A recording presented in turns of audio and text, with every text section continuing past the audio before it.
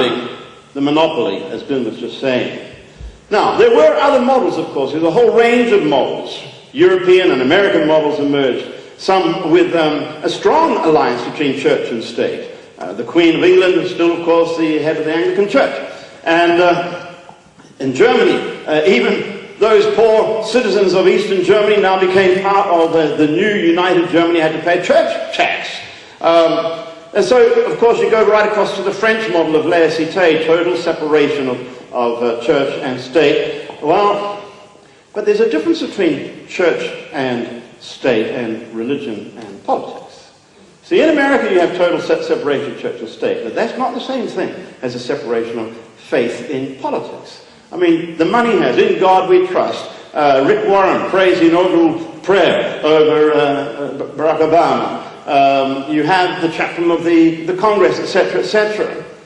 And this is a great puzzle for many Europeans, particularly French Europeans. Now, on the surface of it all, this looks wonderful and pluralistic, room for multiculturalism, but really the underlying assumption of secularism is that all faiths are equally irrelevant when it comes to politics. Now, the last decade, of course, has changed all of that. 9/11, 7/7, the Madrid bombings, the slitting of the throat of Theo van Gogh on the streets of Amsterdam. And the rise of Islamism in the West has killed multiculti, as it's often called. Chancellor Merkel or Prime Minister Cameron have been making statements recently. Multiculti is a dead end. And the recognition has come that not all world Jews are equal or sustain values of equality, solidarity, freedom, and peace. Faith and religion are back on the agenda. Today, even President Sarkozy in France himself is pleading for a more positive attitude towards religion in the public square. He who believes has hope, he said. It's in the interest of the Republic that people have hope. No land where culture and civilization, there's no land where culture and civilization has no religious roots. Politics has intellectual, moral, and spiritual dimensions. This is remarkable coming from a mouth of a French president. And in the coming decades, faith will play an increasing role in the public square. Don't get left behind here in New Zealand. How can we equip ourselves for this challenge? The second cross-current, Islamization versus Westernization, we're seeing it right now. Facebook, Twitter, and so on are causing so much upheaval right now that we're following daily in the newspaper. Islam has forced the role of religion and faith in the public square back on the agenda in Europe as well. Now, this is challenging us to do some hard thinking. Beware of knee-jerk reactions. We have politicians running around in our country with a paranoid, parasitic, polarizing, populist form of politics. Beware of that response. And many Christians are thinking, well, he's anti-Islam, so we've got to be, he deserves our vote. Is this a truly Christ-like way to find simplistic answers to complex issues and look for scapegoats? And this is no longer an issue just for this mission specialist. Well, he's a Muslim mission specialist and so forth. We're all confronted with this today, wherever we are in the world, and as pastors and leaders, we all need to get to grips with this. We need forums, we need discussions, we need curriculum developed more and more. But we must learn to separate political issues from theological issues from personal issues. We need to know how to respond personally, build bridges, reach out and embrace. But we need to also recognize, all right, the theological issues that are involved, how do we find the common ground? But where do we draw the line and stand firm? And the political issues, we don't deal with atheists or Mormons or others in the political realm on the basis of their theology. We've got to deal with it politically. We've got to learn to separate these issues and know what it is we're wanting to stand for, what kind of society we want. And we've got to separate also fact from fiction. Europe is not about to be swamped by Muslim migrants, as I mentioned the other day. Percentage of EU migrants from a Muslim background is 30%. Those who are already church members is 50%. The percentage of the EU population attending the mosque regularly is 1%. You would think it was, 10, 15, 20, 25% by some of the scare information going around. The percentage of the UK's population from Muslim background is 3%, 1/3 of which, that's 1% of regular attenders, 1% attend the mosque once a year, and 1% never. These are figures that come from the Nova Research Centre of Redcliffe College. The World Christian Encyclopedia has some interesting figures as well. This is not just for the EU, for the whole of Europe. You see, when you go to the whole of Europe, you embrace Russia. And Russia has a 16% Muslim population, so that ups the figure for Europe as a whole to 5%. And the World Christian Encyclopedia says in the year 2000, we had 5% Muslim population in Europe, but 10% Pentecostal, Charismatic, and Evangelical, let alone all the others who call themselves Christians. And by the year 2020, that will be the same figures as well. So let's be aware of alarmism here. We can't ignore that we have some real issues. We have ghettos, and we've got to deal with some hard issues. But let's not be carried away by sensationalism. Angela Merkel said this recently: Germany does not have a problem with too much Islam, it has a problem with too little Christianity. And our personal challenge is to show neighborly love. The Great Commission, the Great Commandment to love your neighbor as yourself is for all people of all creeds. To build bridges, not castles. It was the Crusaders who built the castles. We've got to build bridges. Bring reconciliation, not polarization. More than any other movement, the body of Christ is uniquely placed to diffuse tension, to help with integration, to create channels of understanding and communication. And most surprisingly, here's a word from Ayaan Hirsi Ali, the Ethiopian, was he Ethiopian? Somalian. Ethiopian. Refugee to Holland, became a member of Parliament, and it's a long story, but she is now entrenched in America, in some fairly conservative circles there, and a recent book that she wrote, she said, the churches must mobilize. There is an answer to the situation. If Saudi Arabia can invest millions in Quran schools and religious propaganda, why not the Catholic Church with all its wealth and millions of faithful followers? Churches could be active in Muslim communities and offer there the same services that radical Muslims do now by building schools, hospitals, and civic centers, and doing the same civilizing work they did in Africa during the colonization period. Now, could any white person get away with saying something like that today? It was really out from left field. Now, the third cross-current, biblical versus non-biblical spirituality. I've asked many audiences in Europe, please, if Europe is being in the final stages of the Islamization, as some of our politicians are trying to say, tell me what the name of one well-known European who has converted to Islam. And there's one name that keeps coming up from 30 years ago, Cat Stevens. Okay. More recently, Sherry Blair's sister, but we don't know her name. She's Sherry Blair's sister. And what's Madonna into, I asked? What are all these pop stars and rock stars and so on into? They're into a do-it-yourself spirituality that doesn't require any ethical standards. This is far more attractive to Europeans than is Islam. And in many sophisticated ways, Europeans are expressing their spiritual hunger, longing for transcendence and many non-biblical expressions of spirituality. And the last place they expect to find spirituality is in the church. Business, government departments, garden supply stores, all the statues of Buddhas and so on, bookstores, films, eat, pray, love. It's all around us. And this is what shocked me recently. I came across this chart in a Dutch magazine that talked about the spiritual increase in the country, and how that, on the right-hand side here, you have a non-religious of varying sorts. Then you've got 3% of different religions, but then the two big ones are Christians, 25%, and 26% non-affiliated spiritual travelers. Now, as you do your research here, you're talking about the surveys and so on, don't miss this factor. They don't show up in surveys because they're not members of anything. They're under the radar. And they're under the radar of the church in Europe. There's some very good work being done, especially in England by the Church Army and others. But not enough. We haven't woken up. It's as if we're getting all this attention on Islam over here. And meanwhile, under the radar coming in is something far more insidious, far more attractive to Europeans than it's a non-biblical spirituality. What are we doing about that? How are we equipping ourselves for it? So here we have these three cross currents.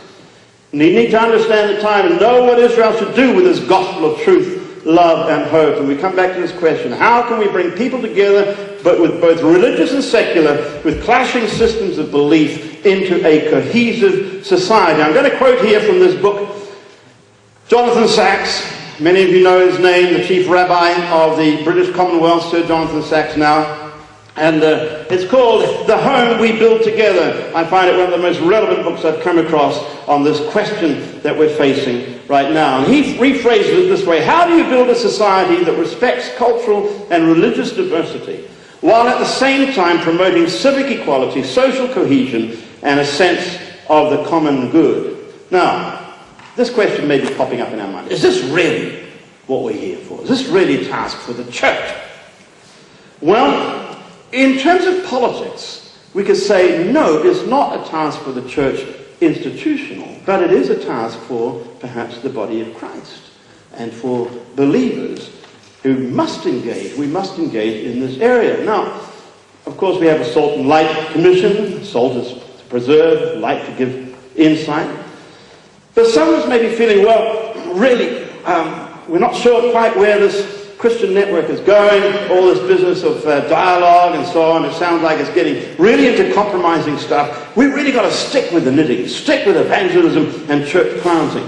Now, that might sound like the spiritual answer, but let me suggest that is a very secular answer. It shows how secularized our thinking has become, that we want to divide. We allow ourselves to be pushed out of society and just concentrate on so-called spiritual areas.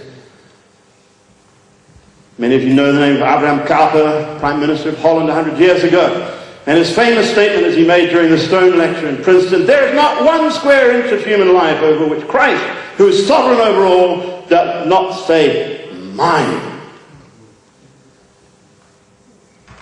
Now, how do we bring this all together? And what Jonathan Sacks says in this book, he says, we began with the nation state as being like a country club. It was all homogeneous. We were all the same sort. You belong to me. You're my kind. So we joined together in a club. But after a while, we had a few different type of people joining us, and we went over to the hotel model. And that's where we had all these different kinds of peoples living in the same building, but passing each other in the lobby without any relationship to each other. That's multiculturalism. There's no glue to society. How can we restore that glue to society, he says? How do we make this a home, a place of belonging, a place of unity with diversity, a place of respect, common values of freedom, equality, solidarity, and peace? And as we sang the New Zealand anthem, men of every creed and race. Do we really mean that? Every creed. How are we going to make room for every creed?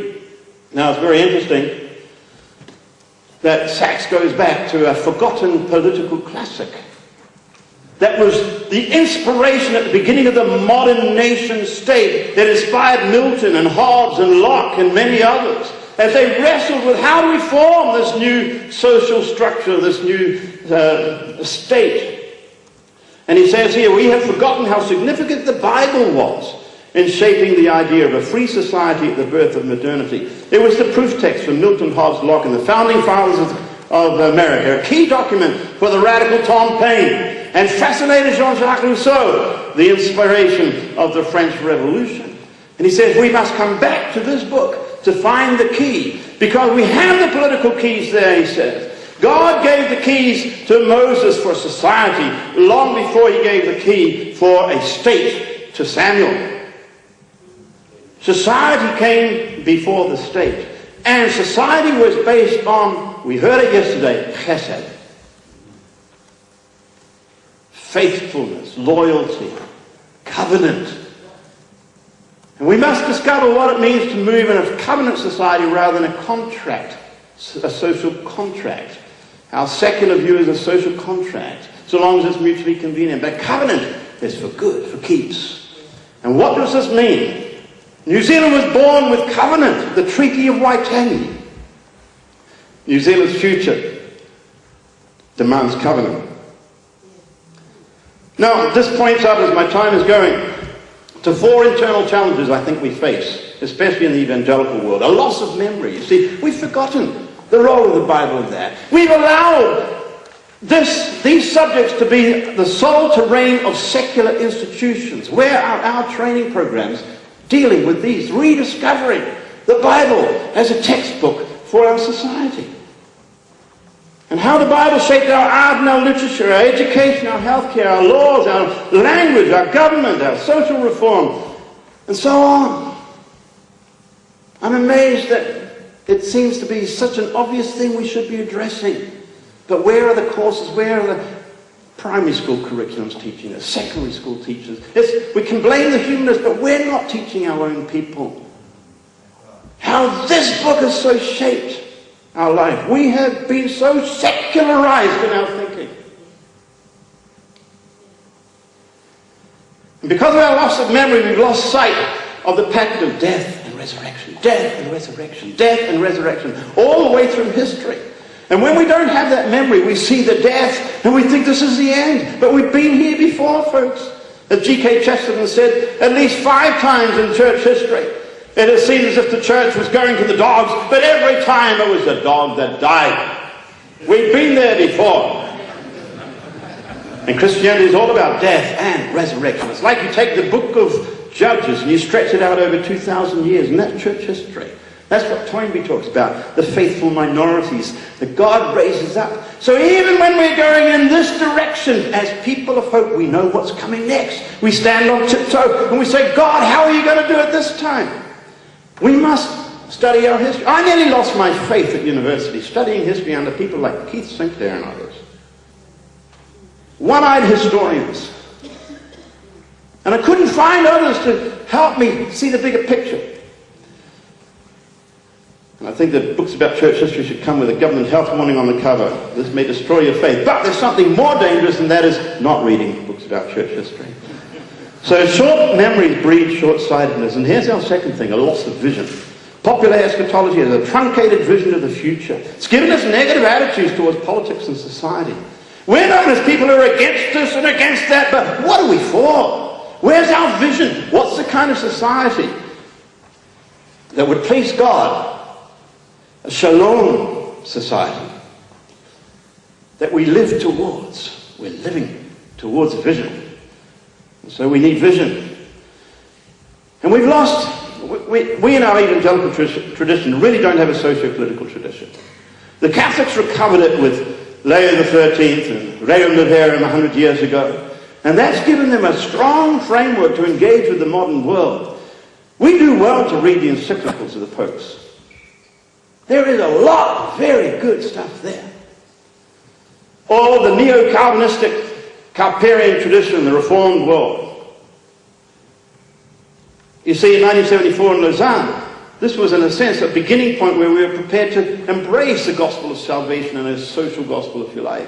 And we began to think far more holistically. That's a very short time. We've got a lot of catching up to do. Where are our training courses that are helping us in this? And lastly, it was mentioned yesterday, the lack of macro thinking. One inherent weakness in our evangelical world is that our main leadership that we're training is training local church pastors. Now, they may have a big vision for a mega church, but it's still a local church. Who's thinking of the big picture?